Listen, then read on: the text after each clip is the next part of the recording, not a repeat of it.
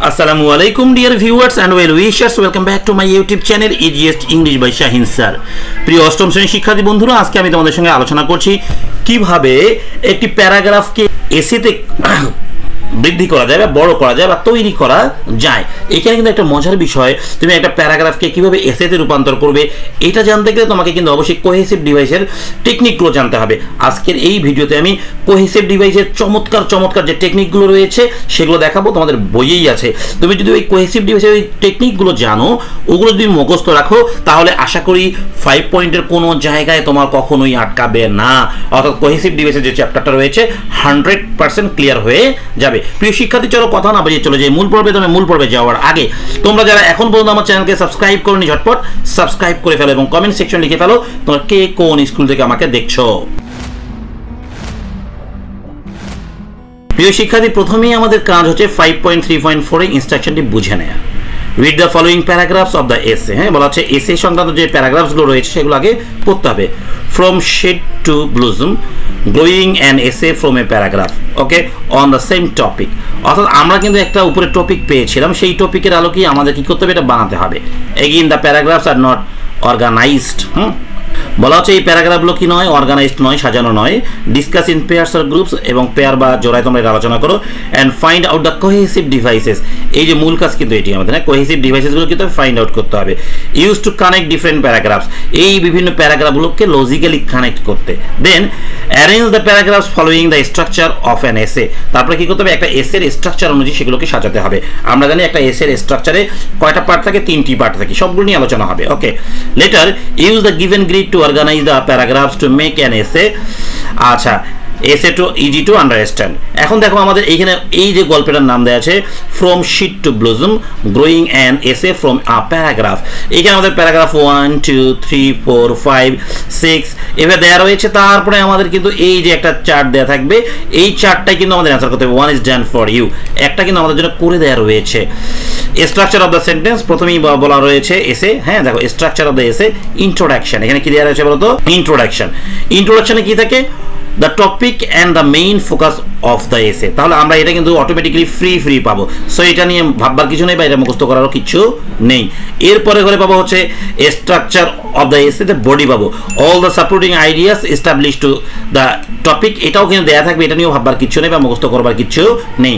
কনক্লুশনে এই লেখা থাকবে এ সামারি অফ দ্য এসে, এখানেও ভাববার কিছু নেই, শুধুমাত্র আমাদের এই জায়গাগুলো এখন সাজাতে হবে।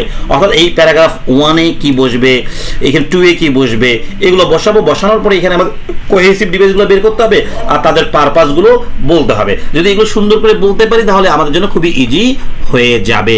প্রিয় শিক্ষার্থী, চলো কথা না বাড়িয়ে আমি উত্তরগুলো তোমাদের জন্য কেমনভাবে সাজিয়েছি সেটা দেখিয়ে দিই। এবং আমি তোমাদেরকে বলে রাখি, আমি মাত্র একটি ফরম্যাট ইউজ করেছি। কয়টি?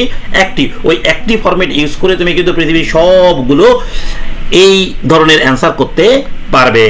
প্রিয় শিক্ষার্থী, দেখো প্যারাগ্রাফ 1। হ্যাঁ, এই প্যারাগ্রাফ 1-এ কি বলছে, শুরু হলো ফাইনালি দিয়ে। আসলে ফাইনালি দিয়ে কোনো প্যারাগ্রাফ শুরু হতে পারে না। তার মানে এখানে মনে রাখবো আমরা একটা এসের কিন্তু পার্ট 3টে। এটা হলো ইন্ট্রোডাকশন, তারপর হলো বডি, তারপর হলো কনক্লুশন, তাই না? এখানে অনেকগুলো প্যারা মিলে কিন্তু একটা কম্পোজিশন হয়, অর্থাৎ এসে হয়, তাই না? তাহলে একটা এসে তৈরি করতে গেলে কিন্তু আমাদের অনেকগুলো বিষয় লাগবে। তার মধ্যে প্যারাগ্রাফ 1-এ দেখো লেখা আছে ফাইনালি। সো ফাইনালি কথাটা কিন্তু আগে বসতে পারে না, এটা রিঅ্যারেঞ্জের মতো। তারপরে থার্ডলি দেখো এলোমেলো আছে কিন্তু, তাই না? তারপরে কি আছে দেখো দেখি ফার্স্টলি। সো এটা প্রথমে বসতে পারে, নো এমনটাও কিন্তু না, ফার্স্টলিরও আগে কেউ না কেউ বসবে। ইন কনক্লুশন দেখো আছে না নাই? এই দেখো প্যারাগ্রাফ 5-এ এসে আমরা কি দেখতে পাচ্ছি, এখানে এই প্যারাগ্রাফ 5-এ এসে আমরা দেখতে পেলাম যে এখানে কোনো ফার্স্টলি সেকেন্ডলি থার্ডলি কিছু নেই। এই প্যারাগ্রাফ 6-এ গিয়ে সেকেন্ডলি পেলাম, তাই না? তার মানে বোঝা গেল এখানে ফার্স্টলি সেকেন্ডলি থার্ডলি ফোর্থলি সব আছে, কিন্তু এই জায়গাতে কিচ্ছু নাই। সুতরাং বলা যাবে এইটা হচ্ছে আমাদের প্রথম পার্ট। এটা কি হবে, প্রথম পার্ট। একটা জিনিস শিখে রাখো, যেখানে ফার্স্টলি সেকেন্ডলি থার্ডলি ফোর্থলি কিছু পাবো না, সেটাকে আমরা কোন পার্ট বলবো বলো তো, প্রথম পার্ট বলবো। সো এটাকে আমাদের সবার আগে প্রথম ঘরে লিখতে হবে। এটা সম্ভবত বইয়ে আমাদের দেয়াই রয়েছে প্রথম পার্ট হিসেবে। দেখো দেখে নিই আমরা বইয়ে, এই যে এইটা দেয়াই রয়েছে প্যারাগ্রাফ 5। ওকে, দেয়াই রয়েছে এবং এখানে কোনো কোহেসিভ ডিভাইসেস ইউজ হয়নি। সো এখানে যেহেতু কোনো কোহেসিভ ডিভাইসেস দেখো পরে দেখো কোহেসিভ ডিভাইসেস ইউজ হয়নি, তাই আমরা এখানে কোনো কোহেসিভ ডিভাইসের গল্প বলবো না। তাহলে কোহেসিভ ডিভাইসগুলো কি, দেখো এই যে একটা চিত্র রয়েছে পৃষ্ঠা নম্বর 63, এখানে এসে তোমরা কোহেসিভ ডিভাইসগুলো খুঁজবে। এই দেখো also, in addition, furthermore, moreover, as well as, এগুলো মুখস্থ রাখতে হবে। To add another piece of information, এটা কিন্তু হুবহু মুখস্থ রাখতে হবে। তাহলে এগুলো কেন ব্যবহার করা হয়, to add another piece of information. তারপর likewise similarly in the same way ব্যবহার করা হয় টু কম্পেয়ার। তারপরে পড়বা although however on the contrary ব্যবহার করা হয় টু কন্ট্রাস্ট। কি বলতো? To contrast. For example such as, for instance, like ব্যবহার হয় টু গিভ এক্সাম্পল। এইটা পড়ার দরকার নাই। ওকে, তারপরে আমরা এই 64 পৃষ্ঠায় গিয়ে পড়বো। দেখো বিকজ, ডিউ টু, সিন্স, এগুলো ব্যবহার হয় to show cause, to show cause. তারপরে দেখো consequently, as a result, therefore, so, এগুলো ব্যবহার করা হয় টু শো ইফেক্ট। কি বলবো বলতে কি? To show effect. এই যে ইফেক্ট বলে রেখেছে এখানে, তাহলে আমরা এখানে মুখস্থ করবো টু শো। আর বলবো কি বলো দেখি? এই যে ইফেক্ট কথাটা বলবো। ক্লিয়ার? তাহলে দেখো আমরা যে কনসিকুয়েন্টলি, অ্যাজ এ রেজাল্ট, হ্যাঁ, দেয়ারফর, সো, এগুলো ব্যবহার করবো টু শো ইফেক্টের জন্য। ওকে, ফার্স্টলি, সেকেন্ডলি, থার্ডলি, এইগুলো কিন্তু আমাদের আসছে এবারে কাছে, তাই না? সো এগুলো কিন্তু ভালো করে মুখস্থ রাখতে হবে। দেখো firstly, secondly, thirdly, finally, or থার্ডলির পরে ফোর্থলি হতে পারে, ফিফথলি হতে পারে, তাই না? Finally, then, after that, in the end. Okay, এগুলো সবগুলো ব্যবহার করে to make sequence, to make a sequence. এবং দেখো পার্টিকুলারলি, স্পেশালি, মেইনলি এগুলো হয় কিসের জন্য? টু গিভ এমফাসিস, এটা মুখস্থ রাখতে হবে। In conclusion, to conclude, to summarise, therefore, overall, এগুলো ব্যবহার করে টু সামারাইজ আইডিয়াস অথবা টু কনক্লুড আইডিয়াস। প্রিয় শিক্ষার্থী, এই 63 এবং 64 পৃষ্ঠা যদি মুখস্থ রাখা যায় তাহলে এটা কিন্তু অনেক ইজি হবে। সো চলো এবার চলে যাই আমরা। তাহলে প্রথমে কোনটা নিলাম? এটা। ওকে, আর এখানে আমরা কোনো কোহেসিভ ডিভাইস পাইনি, তাই দেখো এটা বইয়ে কিন্তু এটা দেওয়া ছিল, তাই না? এবার দেখবো আমরা, যেহেতু এটা পাইলাম, এবার ফার্স্টলি নিতে হবে। দেখো ফার্স্টলি কয় নাম্বার আছে? প্যারাগ্রাফ 3-তে রয়েছে। এই প্যারাগ্রাফ 3-তে যা যা আছে আমাদের সবগুলো কিন্তু লিখতে হবে। এই যে এই জায়গায় এসে দেখো, বইয়ে দেখাই একটু আগে, তোমাদের জন্য ইজি হবে মনে হয়। দেখো বইয়ে দেখাই, হ্যাঁ, বইয়ে যে জায়গাগুলো চেয়েছে, এই যে বইয়ে যাই একটু, দেখো এই যে দেখো, বইয়ে কিন্তু এইভাবে চেয়েছে। এখানে প্রথমে কি বুঝবে, তারপরে কি বুঝবে, তারপরে কি বুঝবে, বেশ ক্লিয়ারই, তাই না? এটা বসার পরে এখানকার কোহেসিভ ডিভাইসগুলো কি সেটা বলতে হবে, আর ওই কোহেসিভ ডিভাইসগুলোর পারপাস বলতে হবে। ওকে, তাহলে দেখো আমরা সাজিয়েছি। প্রথমে কোনটা পেলাম বলো দেখি? প্রথমে পেলাম আমি ওই যে ফার্স্টলি, যেটা ওকে প্যারাগ্রাফ 3-তে ছিল, তাই না? এই যে ফার্স্টলি, তারপরে এইখানকার যা যা লেখা আছে সবগুলো নিতে হবে। আমি দেখো আমি এখানে এই জায়গায় নিয়ে নিলাম, এই যে নিলাম ফার্স্টলি। ওকে, এই যে প্যারাগ্রাফ 3 যা লেখা আছে সব নিলাম। এইটা এখন পড়বো, পড়তে দেখবো আমাদের এখানে কোনো কোহেসিভ ডিভাইস ধরা পড়ে কিনা। দেখো এখানে ফার্স্টলি কিন্তু আমাদের একটা কোহেসিভ ডিভাইস। এটা আমরা কত পৃষ্ঠায় পড়েছি বলতো? 63 পৃষ্ঠায় পড়েছি। কত পৃষ্ঠায়? 63 পৃষ্ঠায় পড়েছিলাম ফার্স্টলি। ওকে, এই দেখো এটা একটা কোহেসিভ ডিভাইস। এটা কেন ব্যবহার করা হয়? Two make a sequence. এই কথাটা কিন্তু আমাকে এখন এখানে বলে দিতে হবে। ওকে, আর কি আছে দেখো দেখি? অ্যান্ড মনে হয় আছে এখানে বের করা। দেখো এখানে আমি আন্ডারলাইন করে রেখেছি, মেবি খুঁজো একটু দেখো, এই যে অ্যান্ড। ওকে, তাহলে এই অ্যান্ড এগুলো আমরা আন্ডারলাইন করে দিব। তাহলে এখানে আমরা কোহেসিভ ডিভাইস পাইলাম কয়টা? 2টা, ফার্স্টলি এবং অ্যান্ড। তাহলে কোনটা কি কারণে ব্যবহার করে এটা মুখস্থ বলতে হবে। দেখো হিয়ার, এটা মুখস্থ থাকবে।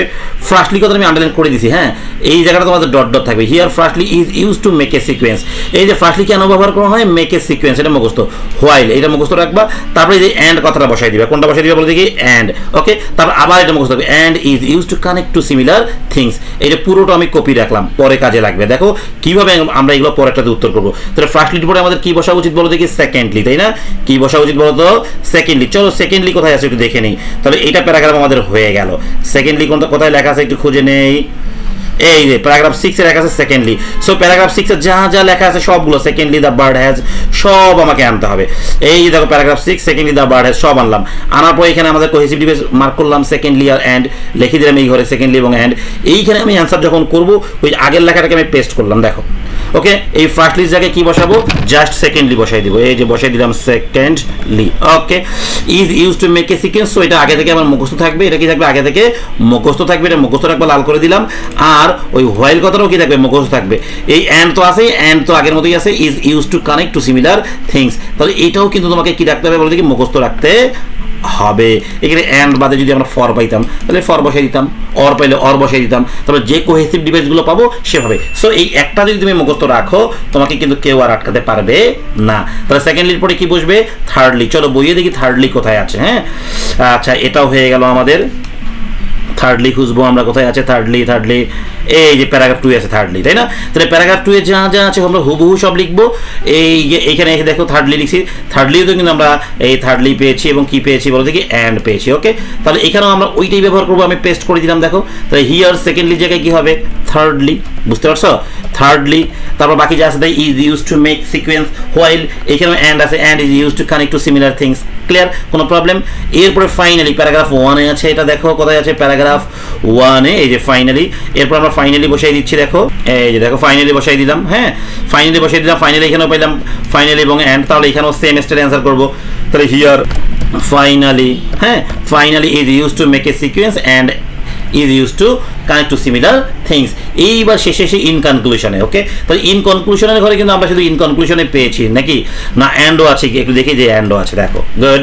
তাহলে এইখানে আমরা একই অ্যান্সার করবো, হিয়ার ইন কনক্লুশন কি বলো দেখি, সেকেন্ডলি জায়গায় কি লিখবো, in conclusion, okay, is use to make, তাহলে ইউজ টুর পরে আমাদের কি বসবে, এটা 63 পৃষ্ঠায় বোঝা যাবে।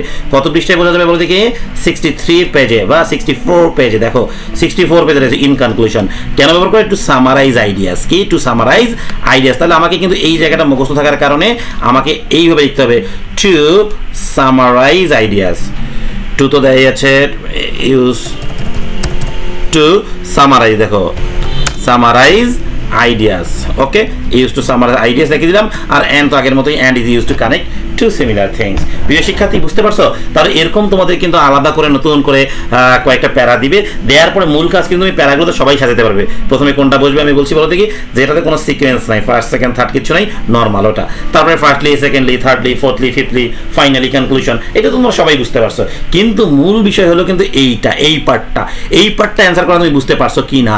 দেখো এইখানে আমার এই ফর্মুলার একটা জাস্ট মুখস্থ রাখবো, কয়টা, একটা মুখস্থ রাখলে আমার পুরোটাই হবে। ওই থার্ডলি জায়গায় ফোর্থলি বসবে বা ফাইনালি বসবে, তাই না, বা লাস্টলি বসবে বা সেকেন্ডলি বসবে, অ্যান্ডের জায়গায় তো অ্যান্ডই বসবে বা অর বসবে, এগুলো নর্মালি বুঝবা। এবং 63-64 পৃষ্ঠা যেটা আমাদের রয়েছে এটা কিন্তু তোমাদেরকে মুখস্থ রাখতে হবে। এই দিকের এগুলো মুখস্থ রাখার দরকার নাই, শুধু এই দিকগুলো মুখস্থ রাখবা। প্রিয় শিক্ষার্থী তোমাদের সবাইকে বলে রাখি, আগামী 3 জুলাই তোমাদের পরীক্ষা যে শুরু হবে, সেই পরীক্ষার আমি শর্ট সাজেশন দিব। সেই শর্ট সাজেশনগুলো উত্তর সহ পাবা তোমরা। সেগুলো পেতে চাইলে অবশ্যই তোমরা আমার চ্যানেলকে সাবস্ক্রাইব করে রাখো এবং কমেন্ট সেকশনে লিখে রাখো, স্যার শর্ট সাজেশন চাই। সবাই সেই পর্যন্ত ভালো থাকো, আল্লাহ হাফেজ।